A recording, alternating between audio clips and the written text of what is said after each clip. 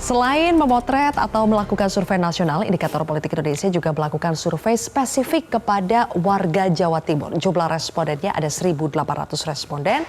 Kemudian survei dilakukan dari tanggal 14 sampai 20 September 2023. Jadi masih cukup baru update. Kita akan lihat cawapres yang dipilih warga Jawa Timur. Saya tanya dulu, kenapa Jawa Timur spesifik sekali nih, Mas Bawono? Iya, pertama Jawa Timur tentu kan dari jumlah DPT kedua terbesar di Indonesia setelah Jawa Barat. Kemudian juga Jawa Timur merupakan kantung dari pemilih warga berlatar belakang Nahdliyin, Nahdlatul Ulama gitu ya. Dan itu merupakan ormas terbesar di Indonesia, ormas Islam terbesar di Indonesia. Dan Jawa Timur juga dari segi preferensi politik maupun kultur lebih kompleks ketimbang provinsi lain, misalnya Jawa Tengah, yang cenderung seragam, homogen. Dan kita lihat hasil-hasilnya, ternyata yang menempati urutan pertama itu adalah Erick Thohir di 24,7, posisi kedua Khofifah 24,4, jadi hanya selisih 0,3 saja ya antara Erick Thohir dengan Khofifah.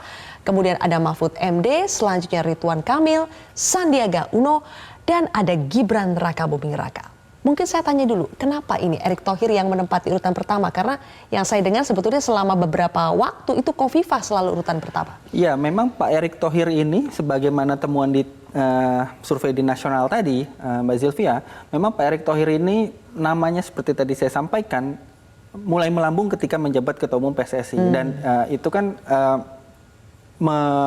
mengundang atensi dari publik luas yang lintas provinsi, lintas etnis, kemudian lintas usia, penggemar, penggila sepak bola gitu ya.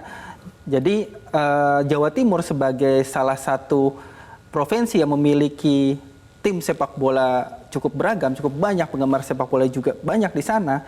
Pak Erick Thohir juga memperoleh atensi dari warga Jawa Timur. Tapi memang secara statistik perbedaan antara Erick Thohir dengan Ibu Khofifah tidak signifikan gitu ya. Artinya Ibu Khofifah juga bisa saja berada di posisi 1 sebenarnya gitu ya. Secara statistik beda 0,3 tadi. Dan Bu Khofifah kita tahu juga sebagai Gubernur Jawa Timur dan juga memiliki akar NU yang sangat kuat gitu. Jadi Bu Khofifah dilihat sebagai sebagai perwakilan representasi pemilih Jawa Timur yang akan maju ke gelanggang Pilpres. Berarti kalau Ganjar ingin menang, haruskah menggandeng satu di antara 5 ini atau 6 ini ya? Dan Prabowo juga haruskah menggandeng warga cawapres yang memang lebih banyak dipilih oleh warga Jawa Timur? Ya, Jawa Timur ini memang menjadi kunci ya. Kalau kita lihat juga di hasil survei di Jawa Timur ini, jarak elektabilitas antara Pak Ganjar dengan Pak Prabowo itu kan sekitar 10% saja. Artinya Ganjar Pranowo saat ini unggul sekitar 10% dalam simulasi 3 nama ya.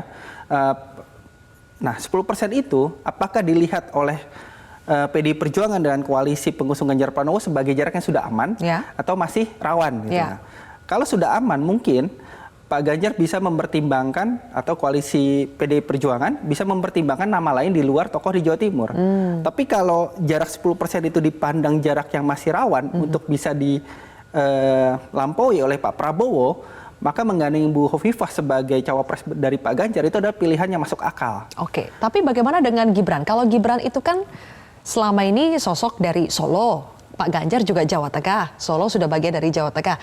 Gibran ini akan lebih menguntungkan untuk menjadi sosok cawapres baik buat Prabowo atau buat Ganjar Pranowo? Sebagai wali kota Solo, Mas Gibran tentu memiliki pemilih, basis pemilih utama di Jawa Tengah. Dan Pak Ganjar sebenarnya sudah cukup kuat di sana dan dominan gitu. Berdasarkan survei-survei yang kita lakukan juga sudah sangat dominan di sana. Artinya memilih Gibran bukan pilihan yang urgen bagi Pak Ganjar Pranowo. Sementara untuk Prabowo memilih Gibran, apakah pilihan yang urgen? Pilihan yang cukup menarik untuk paling tidak misalnya menggerus suara Ganjar Pranowo di Jawa Tengah. Tapi apakah itu akan menjadi efektif atau tidak? Itu kan, dan juga ada faktor lain misalnya bagaimana keputusan uji materi di Mahkamah Konstitusi. Jadi masih harus kita nantikan jawabannya seperti apa. Ada banyak faktor yang bisa menentukan. Terima kasih Mas Bawono sudah berbagi bersama kami hasil survei dari Indikator Politik Indonesia.